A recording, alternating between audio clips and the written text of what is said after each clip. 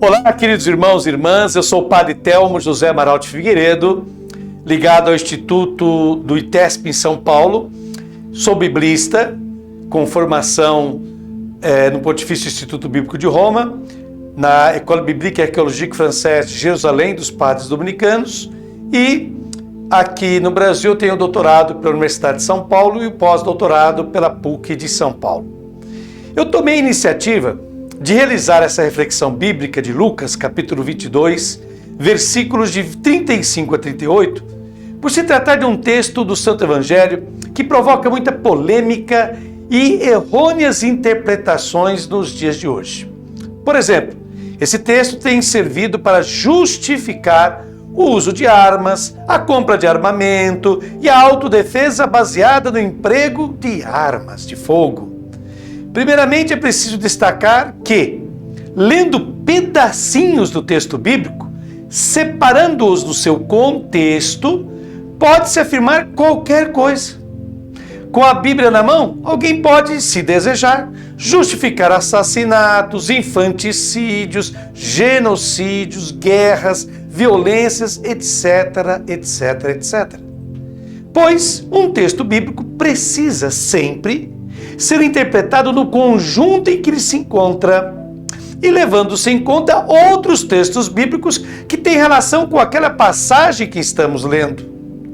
Pois a Bíblia se autoexplica, a Bíblia se autoanalisa, a Bíblia dialoga com a própria Bíblia.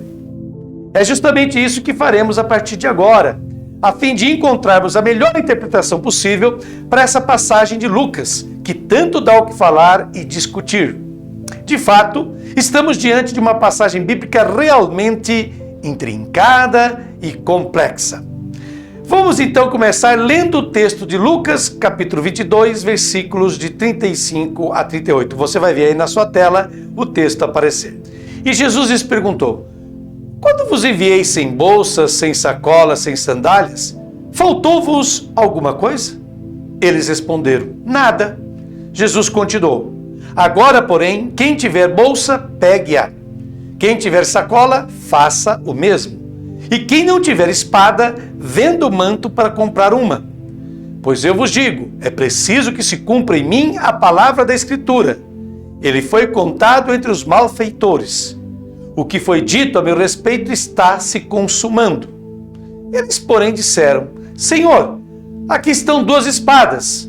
Jesus respondeu: basta. Muito bem. Vamos começar vendo o contexto literário próximo a esse texto. O que os textos próximos a esse texto dizem? Nós estamos no contexto da paixão de nosso Senhor Jesus Cristo. Então esse texto nosso, ele está dentro do contexto de toda a narrativa da paixão de nosso Senhor Jesus Cristo. Essa narrativa da paixão começa no capítulo 22, versículo 1 e segue até o capítulo 23, versículo 56. No início do capítulo 23, temos a conspiração para acabar com a vida de Jesus e a traição de Judas, 22, 1 a 6. A seguir vem os preparativos para a ceia pascal, 22, 7 a 13. Depois, a realização dessa ceia com o anúncio da traição de Judas, capítulo 22, 14 a 23. O testamento de Jesus, que engloba o capítulo 22, 24 a 38, que é onde está a nossa passagem, e a oração no Horto das Oliveiras, capítulo 22, de 39 a 46. Depois vem a prisão de Jesus e prossegue os episódios da paixão. Então, o nosso texto, Lucas 22, 35 a 38, integra uma pequena seção que denominamos Testamento de Jesus. Lucas reúne, entre o final da ceia pascal e a oração de Jesus no Horto das Oliveiras, três cenas sem uma especial conexão entre elas. A primeira cena, capítulo 22, versículos de 24 a 30, se inspira no que Jesus ensina aos 12, quando discutem sobre quem é o maior dentre eles, a partir do que está lá em Marcos, capítulo 10, 41 a 45. A segunda cena desse testamento de Jesus trabalha o anúncio da traição de Pedro, capítulo 22, de 31 a 34, que também se inspira em Marcos, capítulo 14, de 27 a 31. A terceira cena, que é a nossa, capítulo 22, versículos de 35 a 38 de Lucas, é exclusivamente deste evangelista e bastante misteriosa. Essas três cenas têm em comum o fato de estarem centradas nos discípulos e na figura de Jesus. Vamos ver então agora, depois que a gente viu o contexto em que está esse texto nosso, textos bíblicos que dialogam com o nosso texto, porque eles ajudam a gente a compreender melhor o que esse texto quer dizer. Aproximando de seu fim nesta terra, Jesus anuncia aos seus discípulos que terão de enfrentar um período de crise, onde haverá uma enorme opressão sobre eles. Jesus faz um paralelo entre a missão dos 12 e dos 72 discípulos. Em Lucas 9, versículo 3, está escrito: não leveis nada pelo caminho, nem cajado, nem sacola. Aqui se trata da missão dos 12 apóstolos. Em Lucas capítulo 10, versículo 4, se diz: não leveis bolsa, nem sacola, nem sandálias. E aqui se trata da missão que Jesus dá aos 72 discípulos. No fundo, a fala de Jesus aqui nesse texto que estamos analisando comete um lapsus, pois ele se dirige aos 12, porém recorda-lhes algo que havia dito aos 72 discípulos. Ou seja, não leveis bolsa, nem sacola, nem sandálias. No entanto, aqui não se trata de uma nova missão que Jesus está conferindo aos seus discípulos, mas do anúncio de uma radical mudança que ocorrerá na vida dos discípulos. Afinal, o que Jesus quer dizer é que para tempos diferentes há de se ter equipamentos diferentes. Cada época exige estratégias e táticas diferentes para concretizar a evangelização que ele pediu à sua igreja. Segundo Jesus, isso se dará porque duas coisas o afetarão. E esse nosso texto revela quais são essas duas coisas que afetarão a vida de Jesus. A primeira, ele será contado entre os malfeitores. Literalmente está escrito, ele será contado entre os sem lei. Citando Isaías, capítulo 53, versículo 12. Podendo ser uma referência aos dois criminosos crucificados ao seu lado, ou então aos próprios seguidores dele, que o abandonaram, ou, o que é mais provável, que ele passará por um criminoso, porque receberá o mesmo tratamento dispensado a eles, a crucifixão. Isso é dito de modo explícito por Jesus. Em Lucas, capítulo 22, versículo 56, Jesus fala, no momento da sua prisão: saístes com espadas e paus como se eu fosse um ladrão? Então Jesus, ele se revolta ao ser preso como se fosse um bandido. A segunda coisa que afeta Jesus e que ele reconhece e que vai mudar a vida dele e a vida dos seus discípulos, dos seus seguidores, é que sua vida chegou ao fim. Também uma referência a Isaías capítulo 53, no sentido de que cumpriu a sua meta, o seu plano nesta terra. Ele chegou à plenitude da sua ação. Então, esses são os textos com os quais o nosso dialoga. Agora, a grande pergunta que a gente ficou de responder: Jesus quer seus discípulos armados? Vou repetir. Jesus quer seus discípulos armados? Bom, agora a questão mais complicada e difícil de entender é a solicitação de Jesus, que agora você vai ver aí na sua tela. Em Lucas capítulo 22, 36, Jesus diz: quem não tiver espada, venda o manto para comprar uma. Diversas interpretações foram oferecidas para esse texto.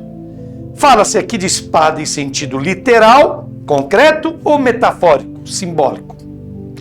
O contexto social e religioso em que esse texto foi produzido ajuda-nos a entendê-lo melhor. Afinal, Lucas, capítulo 22, de 35 a 36, esses dois versículos, aparecem como uma atualização feita pela igreja após a morte e ressurreição de Jesus. A finalidade era adaptar o ensinamento de Jesus aos novos tempos. Que tempos eram esses? A missão dos discípulos, fora da Palestina, cria problemas novos para a evangelização, pois os missionários já não encontram a acolhida dos irmãos. Os novos destinatários não conheciam o Deus de Israel, são pagãos. É uma época também de perseguições, que é o que caracteriza o chamado tempo da igreja, de acordo com Lucas. Basta ir lá no capítulo 21, versículos de 12 a 24, e você vai ver que Jesus, no capítulo 21, de 12 a 24, já havia alertado sobre os perigos, as perseguições que os discípulos sofreriam. Por isso, os apóstolos, os 12, devem manter-se prontos para enfrentar essas novas situações. A linguagem de Jesus parece ser originária do ambiente apocalíptico. Tudo leva a interpretar a referência que Jesus faz à espada em sentido simbólico ou metafórico, se preferirmos. Há vários argumentos fortes a favor dessa tese. Primeiro, espada é uma palavra que já apareceu antes, mas em sentido simbólico. Por exemplo, em Mateus capítulo 10, versículo 34 e 39 diz, e você vai ver agora na sua tela: não penseis que eu vim trazer paz à terra. Não vim trazer a paz, mas sim a espada. Quem buscar sua vida a perderá, e quem perder sua vida por causa de mim a encontrará.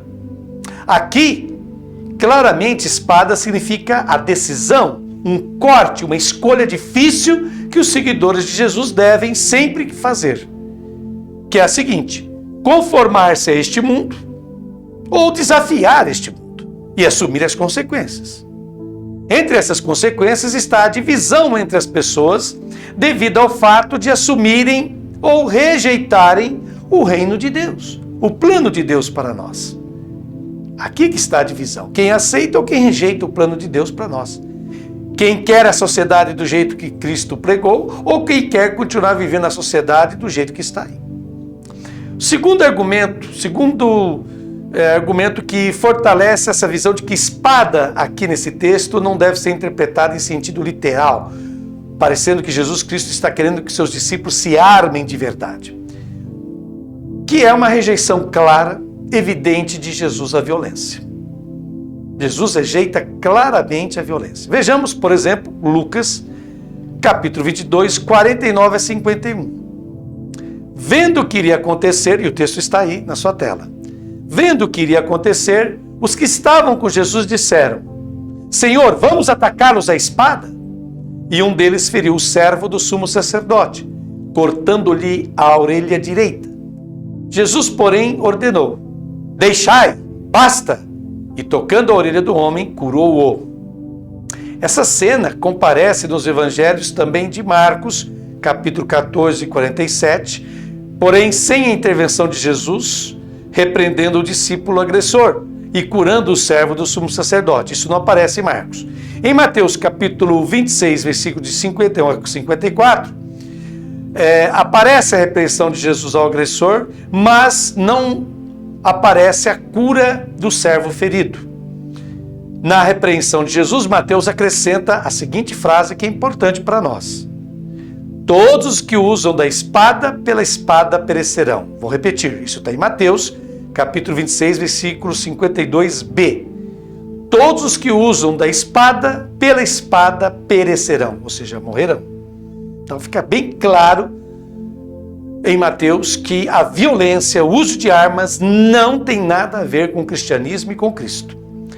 Outro evangelho que cita também essa cena de alguém que corta a orelha do servo do sumo sacerdote, enviado para prender, para deter Jesus, é João, capítulo 18, versículos de 10 a 11.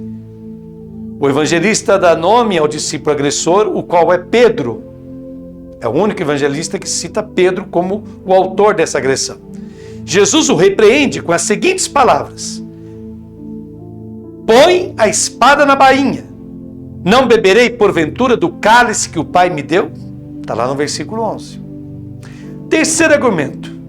Temos certeza apenas que nenhum dos discípulos foi vender o manto e comprar uma espada. Nem nessa noite que Jesus Cristo conversou com eles, nem nos anos posteriores da vida deles. Jamais se viu um discípulo se desfazer de um manto ou de alguma coisa pessoal para ir atrás de comprar uma arma, uma espada. O que demonstra que os discípulos não entenderam as palavras de Jesus em sentido literal, ou seja, ao pé da letra. Em segundo lugar, sabemos que no Horto das Oliveiras, ao menos, uma espada havia na mão de um dos seus discípulos. Porém, não agradou a Jesus que ela tenha sido utilizada para ferir um daqueles enviados para prendê-lo. Quarto argumento a favor de uma interpretação metafórica ou simbólica de espada nesse texto que estamos analisando de Lucas. Jamais retribuir o mal com o mal. Vou repetir. Jamais retribuir o mal com o mal. Isso fica claro no famoso Sermão da Planície, onde lemos Lucas, capítulo 6, versículos de 22 a 23 e depois versículos 27 a 29. O texto está aparecendo aí agora para você. Bem-aventurados sereis quando vos odiarem, vos expulsarem e injuriarem, quando banirem o vosso nome como coisa má, por causa do Filho do Homem. Alegrai-vos desse dia e exultai, pois grande é vossa recompensa no céu. Assim os pais deles faziam aos profetas. A vós, porém, que me ouvis, eu digo: amai os vossos inimigos e fazei o bem aos que vos odeiam. Abençoai os que vos amaldiçoam e orai pelos que vos caluniam. Ao que bate numa face, oferece-lhe também a outra. E ao que te tira o teu manto, não o impeças de levar também a túnica. Ora, é evidente e transparente a pregação e a atitude não violentas de Jesus. Mesmo sendo perseguidos, mesmo sendo odiados, mesmo sendo prejudicados, não devemos jamais retribuir o mal com o mal, mas com o bem. Bom, acho que agora podemos tirar algumas conclusões de toda essa nossa reflexão. Os discípulos é que não compreenderam que tipo de espada Jesus solicitava-lhes que levassem em tempos difíceis, que seriam aqueles da igreja. A resposta de Jesus, quando os discípulos lhe apresentam duas espadas que havia entre eles, é muito significativa. Jesus Cristo fala, basta. Em grego é hikanon estin, como está lá no capítulo 22, versículo 38. E essa expressão grega pode ser compreendida em sentido irônico, em relação à mentalidade dos apóstolos. Ou seja, é como se Jesus dissesse, duas espadas são mais que suficientes para aquilo que me espera. Porque ele não queria espada coisa alguma. Então tem um sentido irônico talvez esse basta. Pode também expressar, por outro lado, uma grande desilusão por parte de Jesus em relação à incompreensão dos apóstolos. Por isso ele interrompe imediatamente a discussão dizendo esse basta. Jesus não fica contente com essa proposta dos discípulos que lhe apresentam duas espadas. Expressão não igual, mas bem semelhante, comparece na boca de Jesus, diante da violência cometida por um de seus discípulos a um servo do sumo sacerdote, que foi enviado para detê-lo no Horto das Oliveiras. Ali Jesus fala, deixai, basta, que em grego é iate heos tuto. Repetindo, é ate heos tuto, que está lá em Lucas, capítulo 22, versículo 51.